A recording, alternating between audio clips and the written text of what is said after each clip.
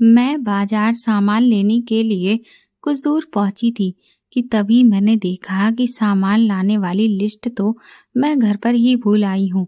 अभी मैं कुछ ही दूर निकली थी, इसीलिए सोचा कि वापस जाकर लिस्ट ले लेती हूँ। घर पहुंचकर मैंने 2-3 बार दरवाज़ा खटखटाया, लेकिन भाभी ने दरवाज़ा खोला ही नहीं। मैं हैरत में पड़ गई कि अभी कुछ देर पहले ही तो मैं घर से निकली हूँ और इतनी जल्दी भाभी आखिर किस काम में बिजी हो गई कि उन्हें दरवाज़ा बजने की आवाज़ भी बिल्कुल नहीं आ रही थी। भाभी के कमरे में खिड़की लगी हुई थी, इसलिए मैंने सोचा कि मैं वहाँ से जाकर देखती हूँ। जब मैं उनकी खिड़की के पास पहुँची तो खिड़की हल्की सी खुली हुई थी, लेकिन क्योंकि वो थोड़ी ऊंचाई पर थी, इसलिए मुझे ज़्यादा कुछ ठीक से दिख नहीं रहा था। जब मैंने थोड़ा सा उचक कर ऊपर की तरफ देखा तो मैं हैरान रह गई। भाभी के बेड के ऊपर वाले हिस्से में मुझे हलचल होती नजर आ रही थी। मुझे तो ऐसा लगा जैसे कि भूकंप आया हो और इसीलिए वो ऐसे हिल रहा हो। मुझे कुछ समझ नहीं आ रहा था, इसलिए मैंने पास ही पड़े हुए 2-4 ईंटों को उठाकर एक के ऊपर एक रखा और उनके ऊपर खड़े होकर जैसे ही मैं उनके कमरे में झांकने की कोशिश करने लगी कि तभी मुझे उनके कमरे से किसी आदमी की आवाज़ सुनाई दी थी, जिसने भाभी से कहा कि आज की ये पहली किस्त है, लेकिन अभी तो बहुत सारी किस्तें बाकी है। इतना सुनने के बाद मैंने जैसे ही अंदर का नज़ारा देखा तो मेरे तो होश उड़ चुके थे, क्योंकि वहां पर तो मेरी भाभी पूरी तरह से आज मैं तकरीबन 4 साल के बाद घर लौट कर जा रही हूँ। मुझे इतनी खुशी हो रही है जिसे मैं शब्दों में बयां नहीं कर सकती। मेरा नाम महिमा है। मेरी पढ़ाई कंप्लीट हो गई थी और 2 महीनों की छुट्टियों के बाद मेरी ट्रेनिंग स्टार्ट हो जाएगी और उसके बाद मुझे मेरी नौकरी मिल जाएगी। मैंने घर पर भैया भाभी को ये नहीं बताया था कि मैं घर वापस लौट कर आ रही हूँ। मेरे घर में मेरे बड़े भैया और भाभी रहते हैं। मेरे माँ बाप का देहांत कुछ साल पहले हो चुका था। मैं इंजीनियरिंग की पढ़ाई करने के लिए दूसरे शहर में चली गई थी, जहाँ पर मेरा कॉलेज में प्लेसमेंट हो गया था। भैया भाभी के अभी तक कोई औलाद नहीं हुई है। माँ बाप के जाने के बाद से हम तीनों ही एक दूसरे का सहारा हैं। हमारा छोटा सा फैमिली बिजनेस है, उसको ही भैया काफ़ी अच्छे से संभाल रहे हैं। हमारे पूरे परिवार में सबसे ज़्यादा पढ़े लिखे मैं और भैया ही हैं। मुझे भी बचपन से ही पढ़ने का बहुत शौक था और मैं बहुत होशियार भी थी। पहले तो मेरा पढ़ने में कुछ खास मन नहीं लगता था, लेकिन फिर भैया ने मुझे समझाया कि पढ़ाई हर इंसान के लिए कितनी ज़रूरी है, तो मैंने भी पढ़ाई पर ध्यान देना शुरू कर दिया और फिर तो मैं आगे ही बढ़ती चली गई। हालांकि पापा के देहांत के बाद भैया को फैमिली बिजनेस को आगे बढ़ाने में शुरुआत में बहुत दिक्कतें आ रही थी, क्योंकि एकदम से उन पर सारी जिम्मेदारियां पड़ गई थी और उन्हें समझ नहीं आ रहा था कि वो सारी चीज़ों को कैसे संभालें। इसीलिए घर के खर्चों को उठा पाना और मेरी पढ़ाई के खर्चों को पूरा कर पाना भी भैया के लिए बहुत मुश्किल हो रहा था। लेकिन भैया ने हिम्मत नहीं हारी और उन्होंने दिन रात एक करके इतनी मेहनत की कि हमारा फैमिली बिजनेस काफ़ी अच्छा चलने लगा और इसीलिए भैया ने मुझे पढ़ने के लिए बाहर भेज दिया। मेरे पापा मुझे इंजीनियर बनाना चाहते थे और भैया ने भी उनके इसी सपने को पूरा करना चाहा। इंजीनियरिंग की पढ़ाई बहुत महंगी होती है, इस कारण से भैया ने दिन रात मेहनत करके मेरे लिए ढेर सारा पैसा इकट्ठा करना शुरू कर दिया था, ताकि मेरी पढ़ाई में किसी भी तरह की कोई रुकावट ना आने दे। और फिर मेरा एक बहुत अच्छे कॉलेज में एडमिशन हो गया था।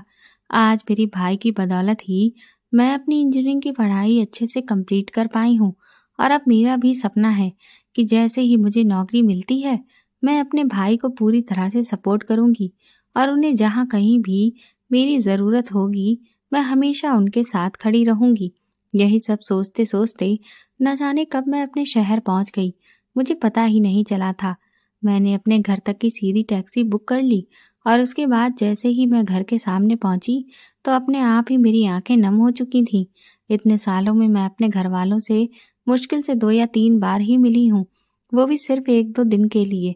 इस जिंदगी की भागदौड़ ने मुझसे इस शहर को बहुत दूर कर दिया था और अपने ही घर में मैं मेहमान सी बनकर रह गई थी। लेकिन अब जाकर कहीं वो दिन आया है जब मैं अपने ही घर में फिर से वापस लौट आई हूँ और फिर से अपने बचपन की यादों को दोबारा जी सकती हूँ। मैं तुरंत ही दौड़ के दरवाजे पर पहुंची। थोड़ी ही देर में मेरी भाभी पायल ने दरवाज़ा खोला। वो मुझे देखते ही हैरान रह गई। कुछ पल के लिए तो वो जैसे एक जगह पर जम गई मैंने तुरंत ही उन्हें गले से लगा लिया। उन्हें अभी भी यकीन नहीं हो रहा था कि मैं उनके सामने खड़ी हूँ। वो मुझे देखते ही तुरंत रोने लगी और फिर उन्होंने मेरे भैया सचिन को आवाज़ देकर बुलाया। वो दोनों लोग तो मुझे देखकर खुशी से झूम उठे थे। मैं भैया और भाभी के गले लग गई। हम तो खुशी से हंस भी रहे थे और हमारी आंखों में आंसू भी आ रहे थे। वो दोनों एक साथ मुझसे पूछने लगे कि आखिर मैं अचानक से यहाँ कैसे आ गई। तो मैंने तुरंत ही उनसे कहा कि कैसा लगा मेरा सरप्राइज़। पहले मैंने सोचा कि मैं आप दोनों को बता देती हूँ कि मैं आ रही हूँ, लेकिन अगर मैं बता देती तो आप दोनों के चेहरे पर ये खुशी कैसे देखती। पायल भाभी कहने लगी, अरे पागल, अगर तू पहले बता देती तो मैं तेरी फेवरेट चीज़ें बनाकर रखती। मैंने कहा, कोई बात नहीं भाभी, अब तो मैं कुछ महीनों तक यहीं रहने वाली हूँ, तो आप मुझे हर रोज़ मेरी कोई न कोई फेवरेट चीज़ बनाकर आराम से खिलाती रहना। इतना कहते हुए मैं आराम से सोफे पर बैठ गई। तभी भाभी मुझसे कहने लगी कि तुम यहीं पर रहने वाली हो का क्या मतलब। मुझे ना जाने क्यों ऐसा लगा कि उनके चेहरे पर जैसे कुछ परेशानी सी झलक आई हो। मैंने उनसे कहा कि वो दरअसल मेरी 2 महीने की छुट्टियां हुई हैं और उसके बाद मेरा ज़्यादा चांस है कि यहीं किसी कंपनी में प्लेसमेंट हो जाएगा। पहले तो कुछ महीने की ट्रेनिंग होगी और फिर उसके बाद मेरी जॉब परमानेंट हो जाएगी। तो भाभी कहने लगी कि लेकिन तब तो तुम यहाँ से चली जाओगी। मैंने भाभी से कहा कि अरे नहीं भाभी, मेरी नौकरी मुझे लग रहा है कि इसी शहर में लग जाएगी, क्योंकि यहाँ भी एक से एक बेहतरीन कंपनियां हैं। मेरी ये बात सुनकर भैया खुश हो गए। कहने लगे, फिर तो मेरी बहन को बहुत अच्छी तनख्वाह भी मिलने लगेगी। मैंने कहा, हाँ भैया, तनख्वाह तो मुझे वाकई बहुत अच्छी मिलने लगेगी, लेकिन अभी जब तक मेरी ट्रेनिंग कंप्लीट नहीं हो जाएगी तब तक मुझे आधी सैलरी ही मिलेगी, और जब मेरी ट्रेनिंग पूरी हो जाएगी तब मेरी सैलरी मुझे पूरी मिलेगी। लेकिन अब मैं बहुत खुश हूँ, क्योंकि अब मैं आपके साथ आपका हाथ बटाने के लिए पूरी तरह से तैयार हूँ, और फिर आपको किसी भी तरह की कोई टेंशन लेने की बिल्कुल भी ज़रूरत नहीं होगी। मैं आपके साथ घर की जिम्मेदारियों में कंधे से कंधा मिलाकर चलूँगी। इसके बाद मैं फ्रेश होने के लिए चली गई। हम सब बहुत खुश थे। हमने साथ में बैठकर खाना खाया, लेकिन पता नहीं क्यों मुझे बार बार ऐसा लग रहा था कि जैसे पायल भाभी कुछ टेंशन में हैं। मैंने उनसे पूछा भी कि क्या कोई बात है भाभी जिसे लेकर आप परेशान हैं। तो वो कहने लगी कि अरे नहीं, कोई बात नहीं है। तुम्हें तो पता है ना कि मुझे तो बिना बात छोटी छोटी टेंशन लेने की आदत है। मैंने हंसते हुए कहा कि हाँ, सो तो है। आप तो ऐसी बेकार चीज़ों की टेंशन ले लेती हैं जिनके बारे में तो मैं कभी सोच भी नहीं सकती। इसके बाद हम अपने अपने कमरे में सोने के लिए चले गए। अगले दिन सुबह सुबह मैं तैयार होकर कमरे से बाहर आई तो देखा कि भैया काम पर जा चुके थे। पायल भाभी मुझसे कहने लगी, महिमा, क्या तुम कहीं जा रही हो। मैंने उनसे कहा, हाँ भाभी, अपनी जॉब की ज्वाइनिंग से पहले मुझे कुछ ज़रूरी डॉक्यूमेंट्स को रेडी करवाना है, और आप तो जानती ही हैं कि आजकल सरकारी दफ्तरों के क्या हाल हो रखे हैं। जब तक वहाँ पर 10 चक्कर नहीं लगाऊंगी तब तक तो वो लोग टाइम पर कागज़ों को तैयार करके नहीं देंगे। तो इसीलिए मैंने सोचा कि अभी से ही अपने डॉक्यूमेंट के लिए चक्कर लगाना शुरू कर देती हूँ, वरना अगर एंड टाइम के लिए मैं बैठी रही और उन लोगों ने अगर डॉक्यूमेंट समय पर रेडी नहीं किए तो कहीं ऐसा ना हो कि अच्छी खासी नौकरी मेरे हाथ से चली जाए। इसीलिए मैंने सोचा कि मैं आज ही से जाकर सभी डॉक्यूमेंट्स के लिए अप्लाई कर देती हूँ, और फिर उनके लिए जो भी ज़रूरी चीज़ें होंगी उनका भी इंतज़ाम मैं अभी से करने लगूंगी। भाभी कहने लगी, फिर तो तुम्हें वहाँ पर बहुत समय लग जाएगा। मैंने कहा, वो तो है, क्योंकि आपको तो पता है कि इन सब जगह पर बहुत भीड़ होती है, और फिर जो बाबू बैठे होते हैं वो भी तो जल्दी सुनते नहीं। भाभी ने मुझसे कहा, तो फिर तुम ऐसा करो कि मैं तुम्हारे लिए लंच पैक कर देती हूँ। कहीं तुम्हें आते आते शाम हो गई तो तुम तो भूखी ही रह जाओगी। मैंने भाभी से कहा कि अरे आप फिक्र मत करिए, मैं बाहर से कुछ खा लूँगी। इतना कहकर मैं घर से निकल गई, और फिर जिस ऑफिस में मुझे अपने कागज़ों को तैयार करवाना था वहाँ पर जाकर मैंने सभी कागज़ों के लिए अप्लाई कर दिया। खुशी की बात ये थी कि उस दिन मेरे सारे काम बहुत जल्दी ही निपट गए, इसलिए मैं जल्दी ही घर पहुँच गई थी। जब मैं घर पहुँची तो दरवाज़ा कई बार खटखटाने के बावजूद भी पायल भाभी ने दरवाज़ा खोला ही नहीं। मुझे समझ नहीं आ रहा था कि आखिर भाभी दरवाज़ा खोल क्यों नहीं है। फिर मैंने अपना मोबाइल निकाला, सोचा भाभी को कॉल लगाती हूँ, कहीं ऐसा तो नहीं कि वो गहरी नींद में सो गई हों। लेकिन जैसे ही मैंने अपना मोबाइल पर्स से बाहर निकाला तब मैंने देखा कि मेरा फ़ोन तो स्विच ऑफ हो चुका था। मैं उसे रात में चार्ज करना ही भूल गई थी। अब तो मुझे कुछ भी समझ में नहीं आ रहा था। इसीलिए मेरे घर के पास बने हुए पार्क में मैं कुछ देर के लिए समय बिताने चली गई। मैंने सोचा कि हो सकता है अगर पायल भाभी सो रही होंगी तो थोड़ी देर के बाद वो जाग जाएं। इसलिए थोड़ी देर के बाद मैं आकर दरवाज़ा खटखटाऊंगी। तकरीबन 1 घंटे तक उस पार्क में अपना समय बिताने के बाद मैं जैसे ही अपने घर के सामने के मोड़ पर पहुंची कि तभी वहां से मैंने किसी को बाहर निकलकर मोटरसाइकिल पर बैठते हुए देखा। लेकिन वो कौन था, उसका चेहरा कैसा दिखता था, ये सब मैं नहीं देख पाई। मैं तुरंत ही दौड़कर घर पहुंची और मैंने जैसे ही दरवाज़ा खटखटाया तभी भाभी ने दरवाज़ा खोला। लेकिन मुझे सामने खड़ा हुआ देखकर भाभी के चेहरे की तो जैसे हवाइयां ही उड़ गईं। वो मुझसे कहने लगी, महिमा तुम तो बहुत जल्दी आ गई। तुमने तो कहा था कि तुम्हें शाम हो जाएगी। मैंने भाभी से कहा कि मैं तो 1 घंटा पहले ही आ गई थी, लेकिन मैं बाहर दरवाज़ा बजा बजा कर थक चुकी थी, पर आपने तो दरवाज़ा ही नहीं खोला और मेरे फ़ोन की बैटरी भी खत्म हो गई थी, जिस वजह से मैं आपको कॉल भी नहीं कर पाई। इसलिए मैं बगल वाले पार्क में अपना कुछ समय बिताकर आई हूँ। मुझे लगा कि आप तो सो रही होगी। 1 घंटे के बाद जब आप उठ जाएंगी तब घर वापस मैं लौट जाऊंगी। लेकिन जब मैं अभी घर आई तो मैंने देखा कि आप तो जाग रही थी और अभी मैंने घर से बाहर किसी को निकलते हुए देखा। वो कौन था भाभी? मेरी इस बात से भाभी अचानक से घबरा गई और वो मुझसे नजरें चुराने लगी। वो घर का सारा सामान इधर उधर सही से रखने लगी। मैंने उनसे कहा, भाभी मैं आपसे कुछ पूछ रही हूँ, आप मुझे जवाब क्यों नहीं दे रही?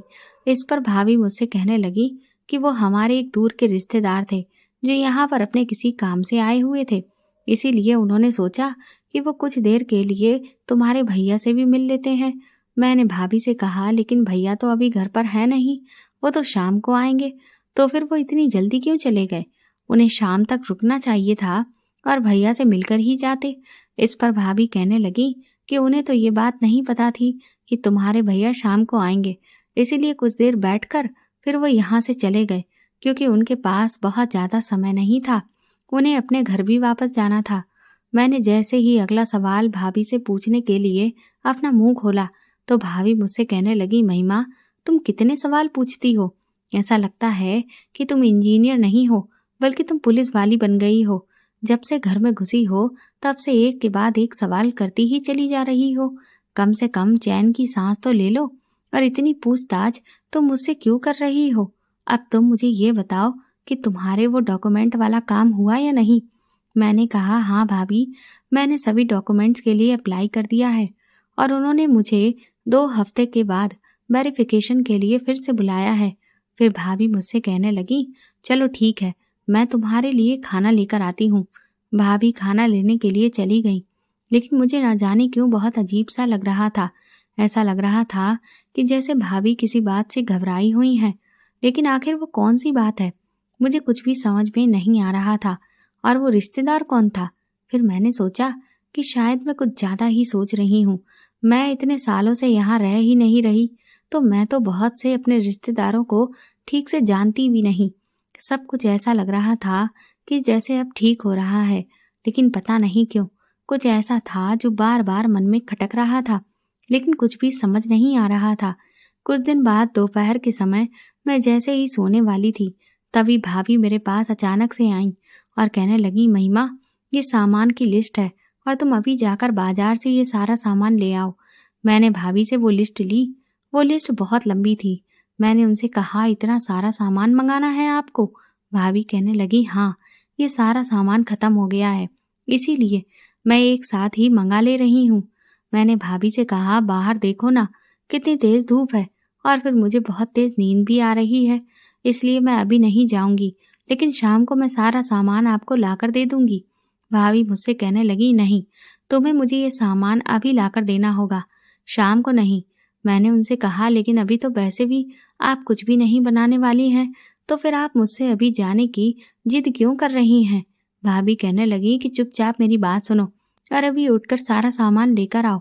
शाम को जब मैं खाना बनाने बैठूंगी तो क्या तब तुम्हारा इंतजार करूंगी कि कब तुम बाजार से सामान लेकर आओ तब मैं खाना तैयार करूं?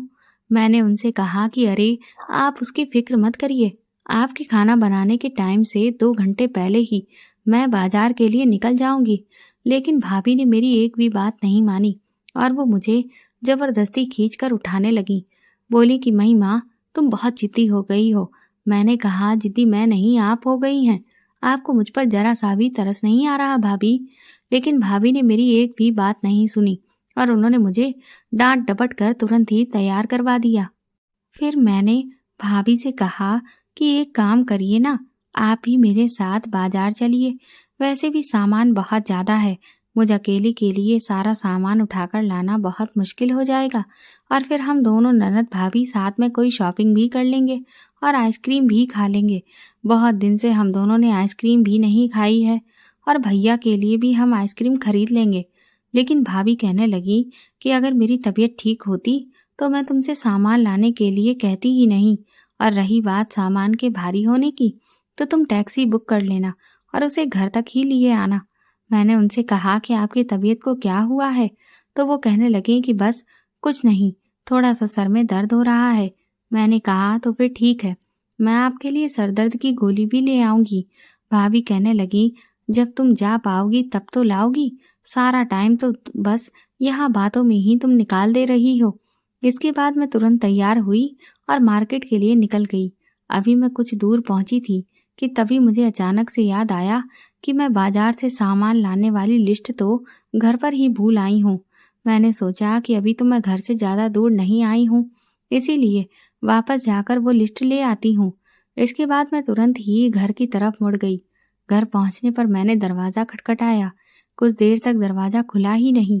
ये देखकर मैं हैरान हो गई कि अभी तो मैं यहाँ से निकल कर गई हूँ और इतनी जल्दी भाभी आखिर कहाँ चली गई।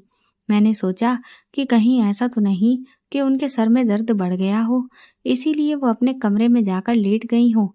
मेरी भाभी के कमरे में एक खिड़की लगी हुई थी। मैंने सोचा कि मैं वहां से जाकर उन्हें आवाज़ दे देती हूँ तो वो उठ जाएंगी, इसलिए मैं उनके कमरे की खिड़की के पास पहुंच गई। लेकिन उनकी खिड़की थोड़ा सा ऊंचाई पर थी, जहां पर मुझे उचक कर देखना पड़ रहा था। वो खिड़की बहुत ही हल्की सी खुली हुई थी। मैंने जब वहां से उचक कर झांकने की कोशिश की, तभी मैंने बहुत ही अजीब चीज देखी। मैंने भाभी के बेड के ऊपर ही हिस्से में हलचल देखी। मैं ये देखकर सोच में पड़ गई कि ये तो ऐसा लग रहा है जैसे कि भूकंप आया है। लेकिन भूकंप आया होता तो मुझे भी महसूस हो रहा होता, लेकिन फिर ये क्या है। मैंने सोचा हो सकता है भाभी कुछ ऐसा काम कर रही हो जिससे बेड का किनारा हिल रहा है। लेकिन मुझे ठीक से अंदर का कुछ भी दिख नहीं रहा था, इसलिए मैं यहाँ वहाँ देखने लगी कि मुझे कोई ऐसी चीज़ मिल जाए जिससे मैं खिड़की तक पहुँच सकूँ। तभी मेरी नज़र पास ही पड़ी हुई ईंटों पर पड़ी। मैंने उन सभी 4-5 ईंटों को एक के ऊपर एक करके रख दिया और उसके बाद मैं उन पर चढ़कर खिड़की से अंदर झांकने की कोशिश करने लगी। अभी मैं थोड़ा सा उचकी ही थी कि तभी मुझे अजीब सी आवाज़ें सुनाई दे रही थीं। लेकिन क्योंकि खिड़की बहुत हल्की सी खुली थी और मेरा हाथ उस तक पहुंच तो रहा था, लेकिन वो मुझसे खुल नहीं पा रही थी, इसलिए मुझे अंदर का अभी भी कुछ साफ दिखाई नहीं दे रहा था। थोड़ी देर के बाद अचानक मुझे भाभी के कमरे से एक आदमी की आवाज़ सुनाई दी। वो कहने लगा कि अभी भी बहुत सारी किस्तें बाकी हैं, इसीलिए मैं फिर आऊँगा अपनी किस्त को वसूल करने के लिए। लेकिन इस तरह से सारी किस्तें तो मैं अकेले वसूल नहीं कर पाऊँगा, इसीलिए अगली बार से मैं और किसी को भी ले आऊँगा। उसके बाद उस आदमी ने कुछ बहुत ही बेढंगी सी बातें भाभी से कहीं, जिन्हें सुनकर मुझे बहुत अजीब सा लगने लगा। अभी भी मैं खिड़की खोल नहीं पा रही थी। थोड़ी देर के बाद मुझे ऐसा लगा कि जैसे शायद अब कमरे में कोई भी नहीं है, इसलिए मैं तुरंत ही मेन गेट की तरफ भागी। और जब मैं उधर गई तो मैंने घर से बाहर एक आदमी को निकलते हुए देखा, लेकिन मैं उसका चेहरा नहीं देख पाई थी। मुझे समझ नहीं आया कि आखिर ये आदमी कौन है। कुछ देर तो मैं वहाँ खड़े हुए इस सब के बारे में सोचती रही कि आखिर भाभी ये सब क्या कर रही हैं। फिर तकरीबन 5 मिनट के बाद मैंने फिर से दरवाज़ा खटखटाया तो भाभी ने तुरंत ही दरवाज़ा खोला। वो मुझे देखकर घबरा गई। वो मुझसे कहने लगी कि तुम इतनी जल्दी बाजार से वापस कैसे आ गई।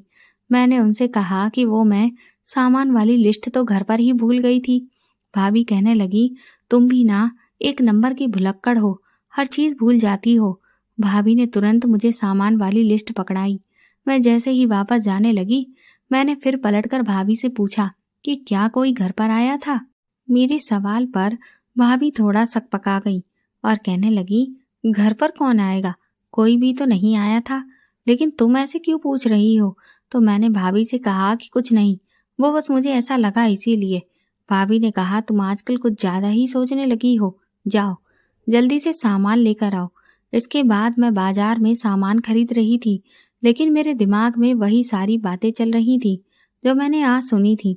मुझे समझ नहीं आ रहा था कि आखिर ये सब क्या था। फिर मुझे यही लगा कि शायद भाभी की पहचान वाला या उनका कोई खास रिश्तेदार उनसे मिलने के लिए आया होगा, लेकिन वो इस तरह से अपने उस रिश्तेदार को मुझसे छुपा क्यों रही थी। क्या भैया को इस सब के बारे में पता है? मुझे तो कुछ भी समझ में नहीं आ रहा था। इसलिए मैंने सोच लिया था कि मैं एक दिन सही मौका देखकर अपनी भाभी से इस बारे में बात करूंगी। इधर 2-3 दिन के बाद भैया जब अपने ऑफिस के काम से दूसरे शहर से घर लौट आए तो वो बहुत खुश लग रहे थे।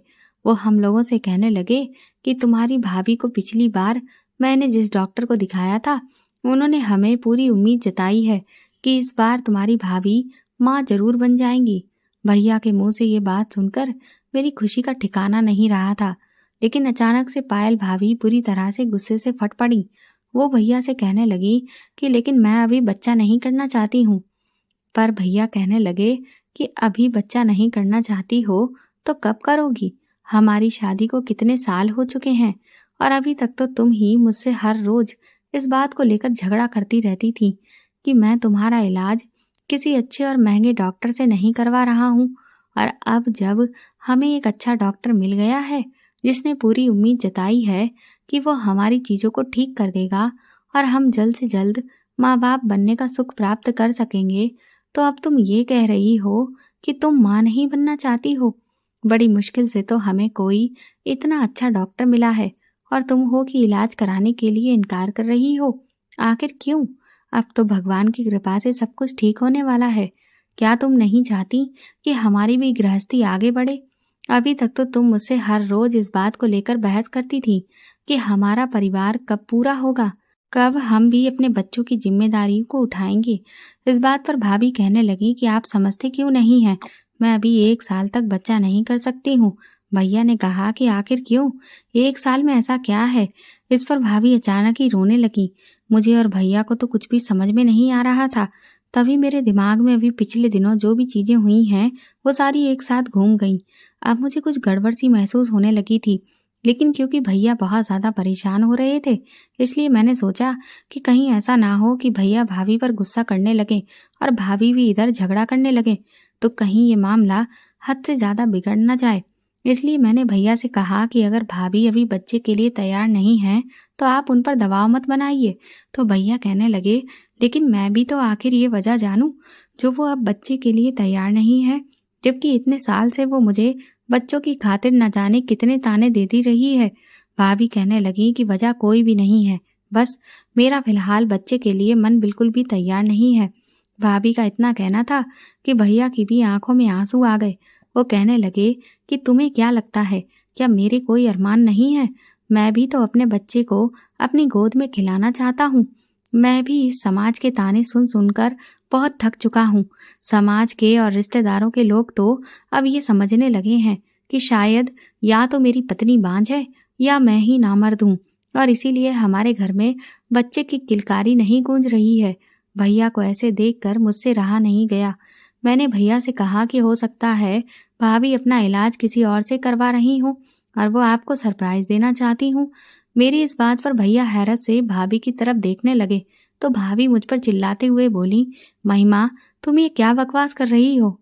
मैंने भाभी से कहा कि आपको कुछ भी किसी से छुपाने की जरूरत नहीं है भाभी। देखिए, आपका सरप्राइज तो वैसे भी भैया को पता चल ही जाना है ना, तो इस सब को छुपाने से फायदा क्या है? आप उन्हें सब कुछ खुलकर बता दीजिए।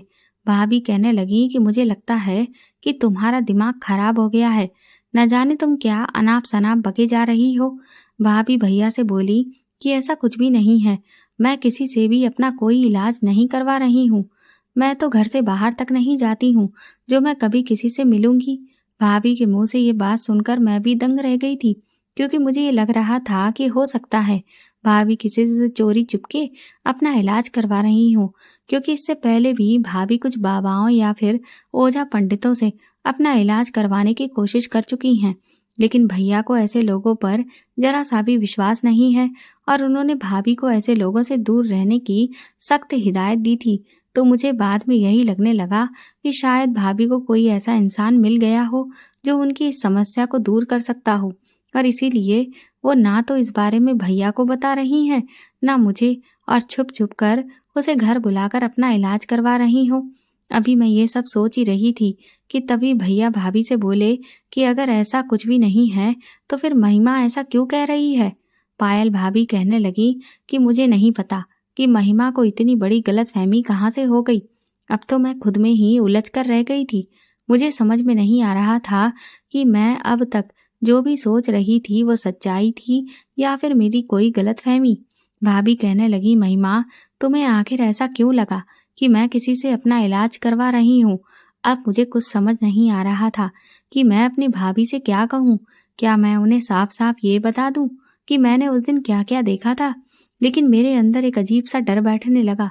मुझे लगने लगा कि कहीं अगर ये मेरी कोई बहुत बड़ी गलतफहमी निकली या फिर सच में भाभी अपना इलाज किसी से करवा रही हो और उन्हें उससे बहुत फायदा मिल रहा हो, और ऐन मौके पर अगर मेरी वजह से भैया को उसके बारे में पता चल गया और भैया ने उस इलाज को बीच में ही बंद करवा दिया और भाभी फिर माँ नहीं बन पाई, तो इस सारी गलती का खामियाजा मुझे ही भुगतना पड़ेगा। मुझे लगने लगा कि मैंने इस वक्त ये बात कहकर बहुत बड़ी भूल कर दी है।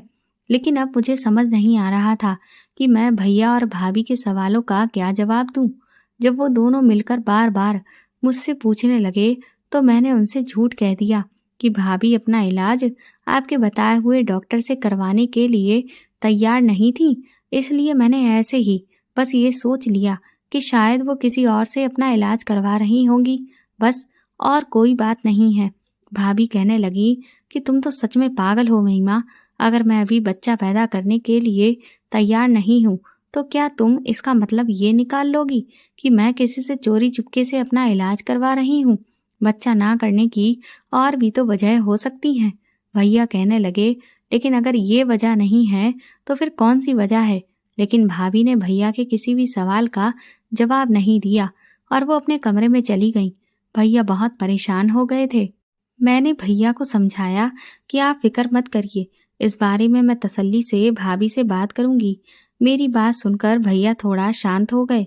3 दिन के बाद मेरे भैया का जन्मदिन था, इसलिए मैंने सोचा कि मैं उनके लिए एक अच्छी सी जीन्स और टी शर्ट ले आती हूँ। इसलिए मैं घर में बिना भाभी को बताए हुए मॉल में खरीदारी करने के लिए चली गई थी। मैंने सोचा कि अगर मैंने भाभी को बताया और गलती से उनके मुंह से ये बात निकल गई तो मेरा तो सारा सरप्राइज ही खराब हो जाएगा। अभी मैं वहां पर शॉपिंग कर ही रही थी कि तभी अचानक मुझे एक औरत के चिल्लाने की आवाज आने लगी। तो मैंने पीछे पलट कर देखा तो वहां पर एक बुजुर्ग आदमी जमीन पर गिरा पड़ा था और वो औरत बहुत घबराई हुई चिल्ला रही थी। शायद उनके साथ में 2-3 गार्ड भी थे। वो लोग भी अजीब तरह से घबराए हुए थे। मैं जैसे ही उनके करीब पहुंची तो मुझे सारा मामला समझते हुए बिल्कुल भी देर ना लगी कि उस बुजुर्ग आदमी को हार्ट अटैक आया हुआ है। वो औरत अपने गार्ड से कह रही थी कि जल्दी से गाड़ी निकालो। मैंने तुरंत ही उस औरत को वहीं रोक दिया। मैंने उससे कहा कि आप पीछे हट जाइए। उस औरत को पहले तो कुछ भी समझ में नहीं आया। वो मुझे रोकने लगी और कहने लगी कि मुझे जल्दी से हॉस्पिटल पहुंचना होगा।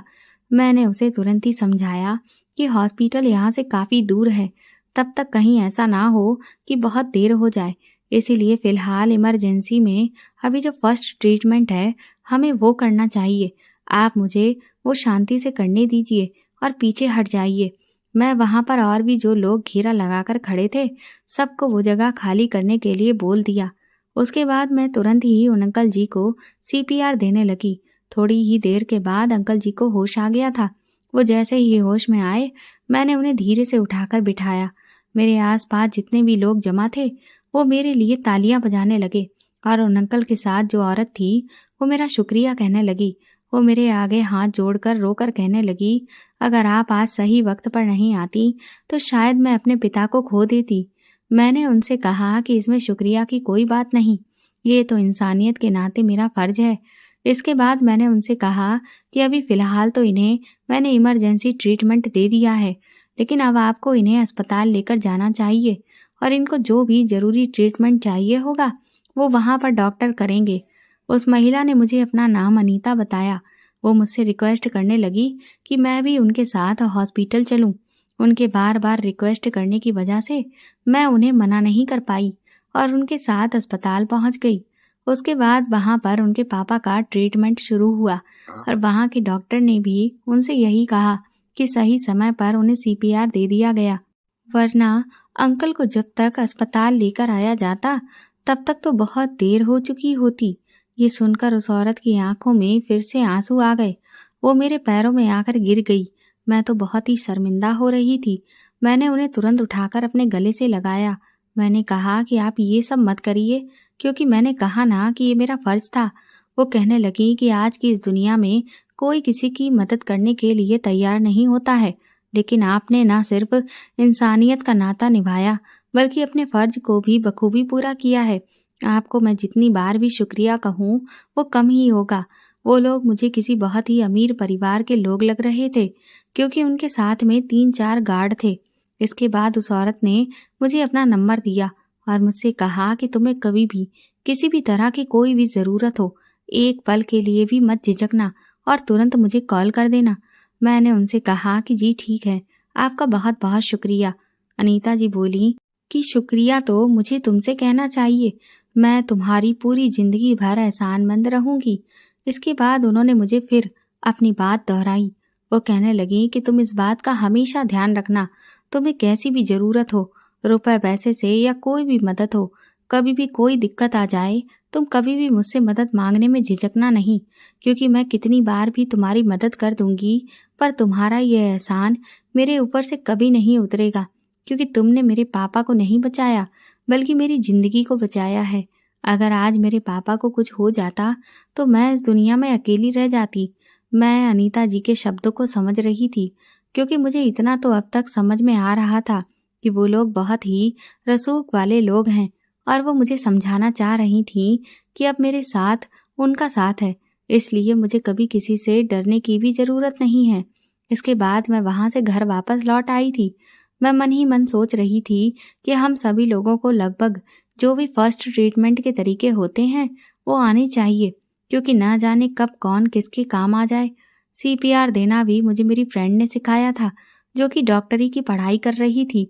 अगले दिन मैं अपने डॉक्यूमेंट वेरिफिकेशन के लिए घर से निकल गई और भाभी को कहकर गई कि वहीं से मैं अपनी एक सहेली से मिलने के लिए चली जाऊंगी और मुझे घर आते आते शाम हो जाएगी। लेकिन जब मैं अपनी सहेली के घर जाने ही वाली थी, तो उसने मुझे फ़ोन करके पहले ही बता दिया कि आज उसे किसी काम से अपने रिश्तेदार के यहाँ जाना पड़ रहा है। इस वजह से मैं जल्दी ही घर लौट आई। जब मैं घर लौटी तो मैंने आज फिर से उस आदमी को घर के अंदर जाते हुए देखा। मैं उस आदमी के चेहरे को भले ही नहीं पहचानती थी, लेकिन पीछे से मैं उसे पहचानने लगी थी और हैरत तो मुझे इस बात की थी कि आज उसके साथ एक और आदमी भी था। मुझे कुछ भी समझ में नहीं आ रहा था कि आखिर ये सब हो क्या रहा है। मैं तुरंत ही वहां से भाभी के कमरे की खिड़की के पास पहुंची, लेकिन आज खिड़की पूरी तरह से बंद थी, इसीलिए मुझे कुछ भी ना तो दिखाई दे रहा था ना सुनाई दे रहा था। मैंने घर के बाहर इंतजार करने में ही अपनी भलाई समझी। मैं वहीं पर छुपकर काफी देर तक इंतजार करती रही। तकरीबन आधे घंटे के बाद वही आदमी बाहर निकला, जिसके बारे में मैं अभी तक ये सोच रही थी कि वो कोई ओझा या बाबा है जो भाभी का इलाज कर रहा है। मैंने आज पहली बार उस आदमी की शक्ल देखी थी। वो मुझे देखने में बहुत ज़्यादा उम्र का नहीं लग रहा था। उसकी उम्र तो भैया से लगभग 3 या 4 साल ज़्यादा ही होगी और ना ही उसके पहनावे से कहीं से भी ऐसा झलक रहा था कि वो कोई बाबा है। ये मेरी गलतफहमी थी कि वो आदमी भाभी का इलाज कर रहा है, लेकिन फिर वो आदमी कौन है और वो इस तरह से घर पर बार बार क्यों आ रहा है, और फिर इसके साथ दूसरा आदमी भी आया है, वो कहाँ है। मैं अभी ये देख रही थी कि शायद अभी थोड़ी देर में दूसरा आदमी बाहर निकलेगा, लेकिन ऐसा नहीं हुआ। वो पहला आदमी तो वहां से चला गया था और उसके जाने के 1 घंटे के बाद वो दूसरा आदमी बाहर आया। मेरी भाभी उसे बाहर तक छोड़ने आई। वो आदमी बड़ा ही मुस्कुरा कर मेरी भाभी से बात करने लगा। कहने लगा कि अब तो मैं यहाँ बार बार आऊँगा। सच में मैं बहुत खुश हूँ। इस पर मेरी भाभी उस पर थोड़ा सा चिल्लाते हुए बोली कि मुझसे ज़्यादा बकवास करने की ज़रूरत नहीं है। तुम्हारा काम हो गया है ना, तो अब चुपचाप यहाँ से निकल लो। इसके बाद वो आदमी वहाँ से चला गया। मुझे समझ नहीं आ रहा था कि भाभी ये सब क्या कर रही हैं। अब मुझे किसी बहुत बड़ी अनहोनी का अंदेशा होने लगा था कि शायद मेरी भाभी कुछ गलत कर रही हैं। यही सब सोचकर मेरी आंखों में आंसू आने लगे थे। मुझे समझ नहीं आ रहा था कि भाभी ऐसा काम क्यों कर रही हैं। वो तो मेरे भैया से बहुत प्यार करती हैं। क्या उन्हें मेरे भैया के प्यार की जरा भी परवाह नहीं है? मेरी तो अब घर के अंदर जाने की हिम्मत ही नहीं पड़ रही थी। मैं बहुत देर वहीं घर के बाहर बैठकर रोती रही और भगवान से प्रार्थना करती रही कि मैं जो कुछ भी अपनी भाभी के बारे में सोच रही हूँ वैसा कुछ भी ना निकले। तकरीबन 1 घंटे के बाद मैं घर के अंदर जाने की हिम्मत जुटा पाई। जैसे ही भाभी ने दरवाज़ा खोला तो मैंने उनसे चिल्लाकर कहा कि भाभी, आखिर ये सब क्या है? भाभी मुझसे कहने लगी कि तुम इस तरह से गुस्सा क्यों हो रही हो और किस बारे में मुझसे बात कर रही हो। मैं इससे पहले कि उनसे कुछ भी कहती कि तभी भाभी का मोबाइल बज उठा और वो अपने कमरे में चली गई। मुझे भाभी पर बहुत तेज गुस्सा आ रहा था। मुझसे रहा नहीं गया और मैं भाभी के कमरे के बाहर पहुंची। तभी मैंने भाभी की बातें सुनी। वो रो रो कर किसी से कह रही थी कि मैं तो इस दलदल में फंसती ही चली जा रही हूँ, लेकिन मुझे अब समझ नहीं आ रहा कि मैं क्या करूँ। अभी मैं उनकी बातें सुन ही रही थी कि तभी दरवाजे पर किसी की दस्तक हुई। मैंने जैसे ही दरवाज़ा खोला तो सामने खड़े हुए इंसान को देखकर मैं दंग रह गई, क्योंकि वो तो वही आदमी था जिसे मैं अब तक भाभी के साथ देख रही थी। जैसे ही उस आदमी ने मुझे देखा, वो बड़े ही गंदे तरीके से मुस्कुराने लगा और मुझे ऊपर से नीचे तक देखने लगा। इससे पहले कि मैं उससे कुछ भी पूछती, तभी पीछे से भाभी की आवाज़ आई और वो कहने लगी कि तुम अभी इस वक्त यहाँ पर क्यों आए हुए हो? तुम्हारी हिम्मत कैसे हुई यहाँ पर आने की? वो आदमी बहुत बुरे तरीके से मुझे धक्का देते हुए घर के अंदर घुस आया। इसके बाद भाभी और उस आदमी की बहस होने लगी। वो आदमी भाभी से बोला कि मैंने तुमसे कहा था ना कि तुम्हारी ननद भी मुझसे बचने वाली नहीं है। मैंने उस दिन इसकी तस्वीर देखी थी। ये तो वाकई में बहुत सुंदर है। ये तो तस्वीर से भी ज़्यादा खूबसूरत लग रही है। भाभी उस पर चिल्लाते हुए बोली कि मैंने तुमसे कहा था ना कि मेरी ननद को इस सब में मत घसीटना, ये सब सिर्फ मुझ तक ही रखना। इस पर वो आदमी कहने लगा कि लेकिन मेरी किस्तें बहुत ज़्यादा हैं, जो अकेले तुम्हारे बस की बात नहीं है, इसलिए तुम्हारी ननद को भी अब ये सब झेलना ही पड़ेगा। उसके बाद वो मेरी तरफ पलटा और कहने लगा कि तुम तो कोहिनूर का हीरा हो, अब तक तुम्हारी भाभी ने तुम्हें मुझसे छुपा कर रखा था। वो भाभी से बोला कि मैं तो तुझे आज ये कहने आया था कि कल मैं 2 और लोगों को लेकर आऊँगा, इसीलिए तू अच्छे से तैयार रहना। लेकिन अब मैं कल 4 आदमियों को लेकर आऊँगा, क्योंकि अब तो यहाँ पर दूसरा मोती भी मौजूद है। इतना कहकर वो शैतानी हंसी हंसने लगा। मेरी भाभी ने तुरंत उसके गाल पर एक खींचकर तमाचा मारा, जिससे वो बहुत बुरी तरह से बौखला गया और कहने लगा कि तुम्हें ये थप्पड़ बहुत भारी पड़ेगा। अब देखना कि कल मैं अपने आदमियों को यहाँ लाकर तुम लोगों का क्या हाल करूँगा। ये बात सुनकर अचानक ही भाभी के चेहरे की हवाइयाँ उड़ गईं। वो तुरंत कहने लगी कि जब मैंने तुमसे कहा था कि इस सब में मेरे परिवार को मत लाओ, तो फिर तुम ये सब क्यों कर रहे हो? लेकिन उस आदमी का गुस्सा कम होने का नाम ही नहीं ले रहा था। वो कहने लगा कि अब या तो मुझे सारा का सारा पैसा कल ही चाहिए या फिर मुझे ये घर खाली चाहिए। अगर इनमें से ऐसा कुछ भी नहीं हुआ तो फिर तुम देखना कि मैं तुम दोनों भाभी ननद का क्या हाल करवाता हूँ, और तेरे पति की तो मैं खाल ही उतरवा लूँगा। मैं तुम लोगों के साथ वो करूँगा कि तुम पूरे समाज में कहीं भी मुंह दिखाने के काबिल नहीं बचोगे, और तेरा पति तो खुद को ख़त्म कर लेगा। इतना कहकर वो वहाँ से तमतमाया हुआ चला गया। मैंने तुरंत ही दरवाज़ा बंद किया। भाभी धड़ाम से सोफे पर बैठ गई और रोने लगी। मैंने भाभी से कहा कि ये क्या हो रहा है, कम से कम अब तो आप मुझे बताइए। इसके बाद भाभी ने मुझे जो कुछ भी बताया उसे सुनकर तो मेरे होश ही उड़ चुके थे। भाभी बोली, दरअसल वो एक बहुत ही पैसे वाला रसूखदार इंसान है जो लोगों को ब्याज पर पैसे दिया करता था। भाभी ने कहा कि तुम्हारे भैया ने जब ये बिजनेस संभाला तो उस वक्त बिजनेस की हालत बहुत ज़्यादा खराब थी और जिसको नई ऊंचाइयों पर पहुंचाने के लिए तुम्हारे भैया को लाखों रुपए में ज़रूरत पड़ रही थी। तुम्हारे भैया ने अपने बहुत से रिश्तेदारों से मदद मांगी, लेकिन हर किसी ने अपने हाथ खड़े कर दिए। किसी ने भी तुम्हारे भैया की मदद नहीं की। उस वक्त सचिन को इस आदमी के बारे में पता चला कि ये आदमी लोगों को ब्याज पर पैसे देता है और काफ़ी लंबे समय तक की मोहलत भी दे देता है। इसलिए तुम्हारे भैया ने इस आदमी से पैसों की मदद मांगी। शुरुआत में तो इस आदमी ने खुद से ही आगे बढ़कर मदद का हाथ बढ़ाया था और तुम्हारे भैया को पूरा भरोसा दिया कि वो बहुत ही कम ब्याज की दर में जितना पैसा हम लोगों को चाहिए उतना दे देगा और उसे कोई जल्दबाजी भी नहीं होगी। इसलिए सचिन ने इससे पैसा ले लिया। उसने सचिन से ये भी कहा कि अगर तुम्हारा बिजनेस अच्छा चल निकला तो फिर वो आगे और भी तुम्हारे भैया की बिजनेस को आगे बढ़ाने में मदद करेगा और भैया के साथ पार्टनरशिप भी कर लेगा। ये सुनकर सचिन बहुत खुश हो गए थे, क्योंकि उन्हें तो वैसे भी अपने कारोबार को बढ़ाने के लिए ऐसे ही किसी पार्टनर की ज़रूरत थी। लेकिन जैसे ही तुम्हारे भैया ने पूरा पैसा उठाकर अपने बिजनेस में लगा दिया, उसके 1 महीने के बाद इस आदमी ने अपना रंग बदल दिया और उसने सचिन से पैसों के लिए डिमांड करनी शुरू कर दी। वो आए दिन सचिन को परेशान करने लगा।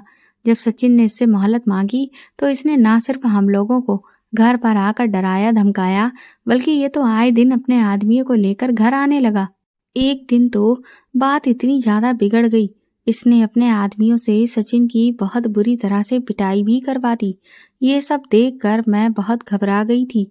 मुझे डर लगने लगा कि कहीं ऐसा ना हो कि ये आदमी मेरे पति को कोई नुकसान पहुंचा दे। फिर तो मैं कहीं की भी नहीं रहूंगी। मैं अपने सुहाग को उजड़ते हुए नहीं देख सकती थी। मैं अपने पति को खोना नहीं चाहती थी, लेकिन इतनी बड़ी रकम का इंतजाम आखिर कैसे होता, ये मुझे समझ में नहीं आ रहा था। इस सब से निकलने का जरिया सिर्फ ये था कि हमारा बिजनेस जल्द से जल्द अच्छा चल निकलता और उससे होने वाले फायदे से हम धीरे धीरे करके इसका सारा पैसा चुका देते। लेकिन ये हमारी बदकिस्मती थी कि कारोबार में मुनाफा होने की जगह और भी ज़्यादा घाटा हो गया और उस घाटे को पूरा करने में जितनी भी जमा पूंजी थी वो भी खत्म हो गई। साथ ही जो थोड़ी बहुत जमीन थी वो भी बिक गई और इस आदमी के पैसे भी हम सिर्फ 10% ही लौटा पाए। एक दिन जब दरवाजे की घंटी बजी और मैंने दरवाज़ा खोला तो सामने सचिन की हालत देखकर मैं दंग रह गई थी।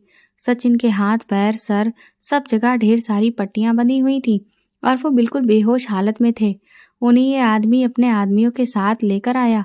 फिर उसने मुझसे कहा कि तेरा सुहाग अब बस कुछ दिन का ही इस दुनिया में मेहमान है, क्योंकि मेरा पैसा खाने वाला आज तक इस धरती पर पैदा नहीं हुआ है। मैं तुम लोगों को 1 हफ्ते की मोहलत देता हूँ। अगर 1 हफ्ते में तुम लोगों ने मेरे पैसे नहीं लौटा पाए तो फिर तेरा पति अपनी जान से हाथ धो बैठेगा। मैंने उस आदमी के आगे हाथ जोड़कर कुछ महीनों की मोहलत मांगी तो उसने मुझसे एक पेशकश की कि अगर मैं उसकी इच्छा को पूरा कर दूं तो ये इतनी बड़ी रकम की एक एक किस्त को माफ करता चला जाएगा। मेरे पास तो अपने पति की हालत देखने के बाद अब कोई भी रास्ता नहीं बचा था, इसलिए मजबूरन मैंने अपनी इज्जत को दांव पर लगा दिया। मैंने सोचा कि जब मेरा पति ही नहीं बचेगा तो मैं ऐसी इज्जत का क्या करूंगी। मेरा मान सम्मान तो सब कुछ मेरे पति से ही जुड़ा हुआ है और यही सब सोचकर मैंने इसकी बात मान ली। इसके बाद तो इसने सारी हदें ही पार कर दी। पहले तो ये सिर्फ खुद आता था, लेकिन इसके बाद ये अपने पहचान के लोगों को भी लाने लगा। मैं ये सब कुछ सिर्फ यही सोचकर बर्दाश्त करती रही कि ये सब मैं कैसे भी करके अगर झेल लूंगी तो ये मेरे पति को बख्श देगा। लेकिन ये इंसान तो इतना गिरा हुआ निकला, इसने तो तुम पर भी अपनी गलत नज़र डाल दी है और अब ये हम लोगों को छोड़ेगा नहीं। इतना कहकर भाभी फूट फूट कर रोने लगी। तभी फिर से दरवाजे पर दस्तक हुई और जब हमने दरवाज़ा खोला तो भैया सामने खड़े थे। उन्होंने जब हम सबकी ऐसी हालत देखी तो वो बुरी तरह से घबरा गए। उसके बाद भाभी ने भैया को सब कुछ बता दिया। ये सब सुनकर भैया तो अपना सर ही पीटने लगे। वो भाभी से कहने लगे कि तुमने ये सब क्या किया, तुमने पहले मुझे इस सब के बारे में क्यों नहीं बताया। मुझे तो अभी तक यही लग रहा था कि शायद उस आदमी को हम लोगों पर दया आ गई है और इसीलिए उसने हमें मोहलत दे दी है। लेकिन मुझे क्या पता था कि यहाँ तो मेरी पत्नी ही मेरी इज्जत नीलाम कर रही है। भाभी कहने लगी कि तुम मेरी मजबूरी समझने की कोशिश करो। अगर मैं वो सब नहीं करती तो वो लोग आपकी जान ले लेते और मैं आपको कुछ भी नहीं होने दे सकती हूँ। आज तो वो धमकी देकर गया है, इसलिए अब हमारे आगे इस बात के अलावा और कोई रास्ता नहीं बचा है कि अब हम ये घर खाली करके यहाँ से कहीं चले जाएं। भाभी की बात सुनते ही भैया कहने लगे कि तुम ठीक कह रही हो पायल, क्योंकि हम लोग अब उस आदमी का मुकाबला नहीं कर सकते। अगर हम लोग यहाँ रहे तो वो तुम्हें और महिमा को भी नुकसान पहुंचा देगा। मैं अपनी पत्नी की इज्जत को तो खो चुका हूँ, लेकिन अपनी बहन की इज्जत को मैं कुछ नहीं होने दे सकता। इतना कहते ही भैया तुरंत ही खड़े हुए और कहने लगे कि जल्दी से अपना सामान पैक कर लो। तुम लोग, हम लोग सुबह तक यहाँ से सारा सामान लेकर निकल जाएंगे। भैया की बात सुनते ही भाभी तुरंत ही सारा सामान समेटने लगी। ये सब देखकर मैं तो दंग रह गई थी। आखिर ये मेरे घर में क्या हो गया था? क्या आज हम सच में अपने घर को छोड़कर चले जाएंगे? वो घर जिसे मेरे पापा ने अपनी मेहनत की कमाई से बनवाया था, जहाँ मेरी माँ की यादें बसी हुई थी, जहाँ हम भाई बहनों का बचपन गुजरा है। इस सब से बचने का क्या हमारे पास कोई भी रास्ता नहीं है?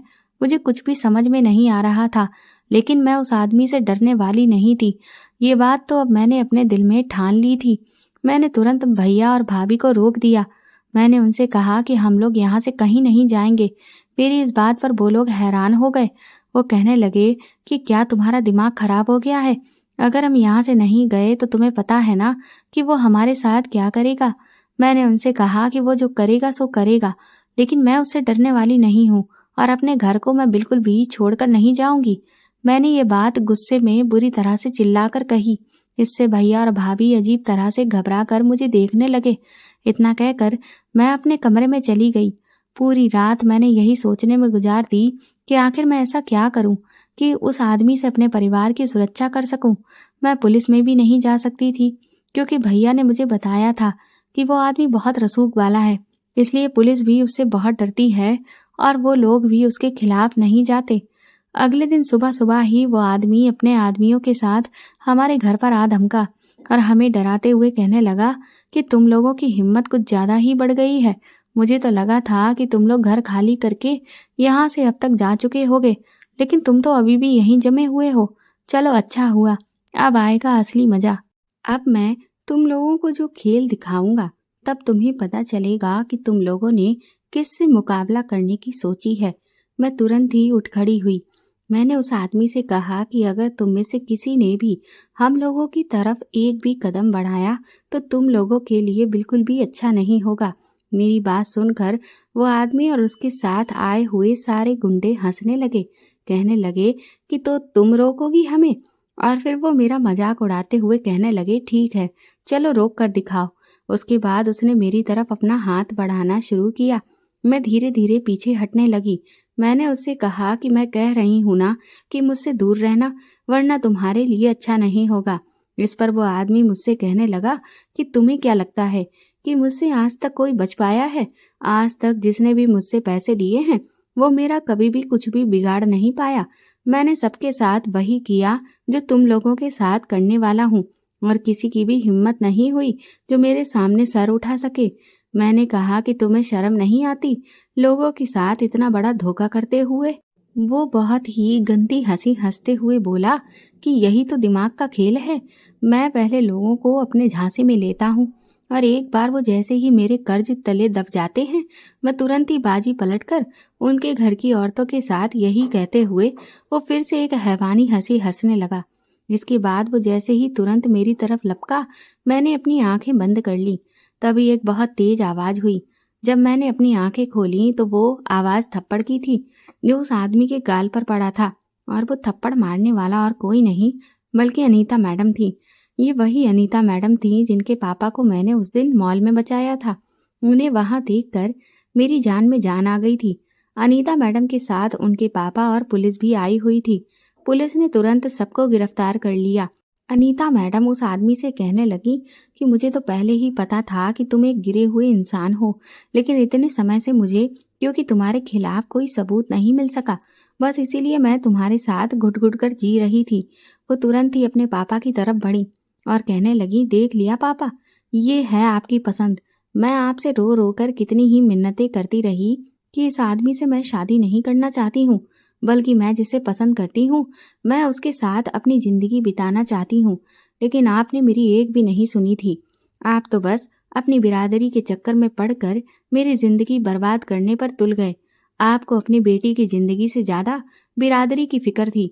आज आप खुद देख लीजिए, आपकी पसंद का इंसान किस तरह से आपकी नाक कटवा रहा है। जो इज्जत आपने इतने सालों से कमाई हुई थी, उसे वो कैसे खाक में मिला रहा है।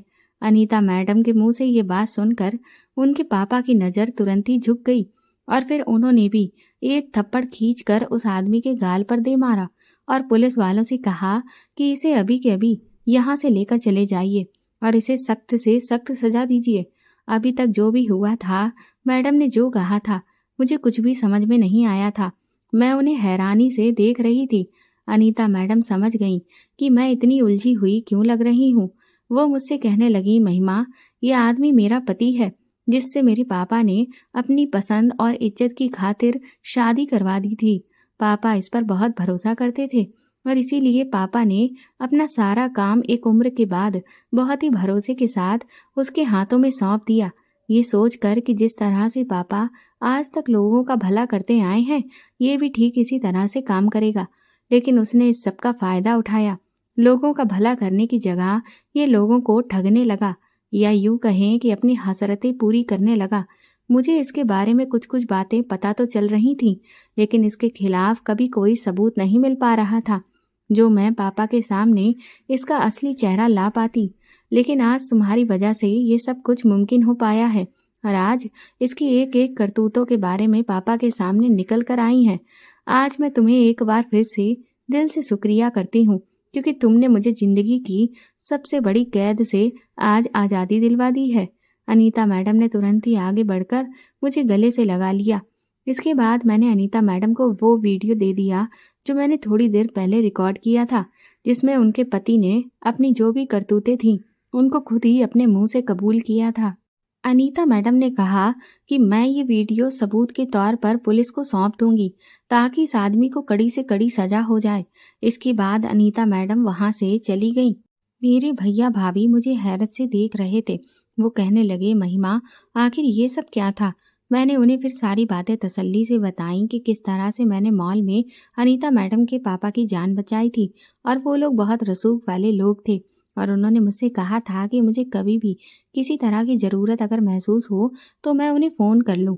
इसीलिए मुझे इस मुसीबत की घड़ी में उनके सिवा और कोई याद नहीं आया और मैंने उन्हें फ़ोन करके अपनी पूरी परेशानी के बारे में सब बता दिया था और वो मौके पर मेरी मदद करने के लिए आ गई थी। लेकिन देखिए, ये कितना बड़ा इत्तेफाक था कि वो आदमी जिसे वो पकड़वाने आई थी और कोई नहीं बल्कि उनका ही पति था, जो ना सिर्फ लोगों को ठग रहा था बल्कि उन लोगों के प्यार और विश्वास को भी ठगता चला आ रहा था। मेरी भाभी ने मुझे तुरंत ही गले से लगा लिया। वो कहने लगी, महिमा, तुम और तुम्हारी समझदारी ने आज हम सबको बहुत बड़ी मुसीबत से निजात दिला दी है। अब सब कुछ शांत हो चुका था। मैंने भैया से कहा कि आप भी भाभी को माफ़ कर दीजिए, क्योंकि भाभी ने जो कुछ भी किया है वो सिर्फ और सिर्फ आपकी जान को बचाने के लिए किया है। मेरी बात को भैया ने भी समझा था और इसीलिए उन्होंने भाभी को माफ़ कर दिया था। 2 महीने के बाद मेरी ट्रेनिंग शुरू हो चुकी थी और मुझे आधी सैलरी मिलना भी स्टार्ट हो गई थी। इधर मैंने कुछ पैसों को जोड़कर भैया से एक बार फिर से नए बिजनेस को स्टार्ट करने की रिक्वेस्ट की थी। मेरी बात मानकर भैया ने फिर से अपना काम काज जमाना शुरू किया और इधर बाकी की सारी जिम्मेदारी मैं अपने कंधों पर उठा ली थी। अब भाभी भी अपना इलाज उन डॉक्टर से करवाने लगी थी जिनके बारे में भैया बात कर रहे थे। अनीता मैडम के घर जाकर मैंने उनसे उनके पैसों को लेकर बात की कि मैं धीरे धीरे उनके सारे पैसे लौटा दूंगी। लेकिन मैडम बहुत बड़े दिल वाली निकली। उन्होंने कहा कि मैंने उनके लिए अब तक जो कुछ भी किया है उसके बदले में 50 लाख रुपए जैसी रकम बहुत छोटी है और उन्होंने मेरा पूरा कर्ज माफ़ कर दिया। मैं अपने और अपने परिवार के लिए तो बहुत खुश थी ही, साथ ही अनीता मैडम के लिए भी बहुत खुश थी, क्योंकि उन्होंने उस आदमी को तलाक दे दिया था और आज वो अपने प्यार के साथ जीवन साथी के तौर पर एक खुशहाल जिंदगी गुजार रही हैं। कुछ महीनों के बाद मैं परमानेंट हो गई थी और धीरे धीरे भैया का नया बिजनेस भी ग्रोथ करने लगा था और इधर मेरी भाभी प्रेग्नेंट हो गई थी। हम सब लोग भी अब बहुत खुश हैं। दोस्तों, बुराई का अंत बुरा ही होता है। इंसान कितना भी गलत रास्ते पर चलकर अपने अरमानों को पूरा करने की कोशिश कर ले, लेकिन एक दिन वो गड्ढे में जरूर गिरता है। हमें कभी भी किसी की मजबूरी का फायदा नहीं उठाना चाहिए, बल्कि इंसान होने का फर्ज हमें सबसे पहले निभाना चाहिए। साथ ही मैं ये भी कहना चाहूँगी कि अगर आपके बच्चे किसी को पसंद करते हैं, तो माँ बाप को भी अपने बच्चों की पसंद को बिना परखे और बिना पहचाने इनकार नहीं करना चाहिए, क्योंकि अपना जीवन साथी चुनने का अधिकार तो सभी को होता है और हमें ये अधिकार कभी भी किसी से नहीं छीनना चाहिए। अगर हर बार बच्चों के फैसले सही नहीं हो सकते हैं, तो उसी तरह से माँ बाप का फैसला भी हर बार सही हो, ये कोई ज़रूरी नहीं है।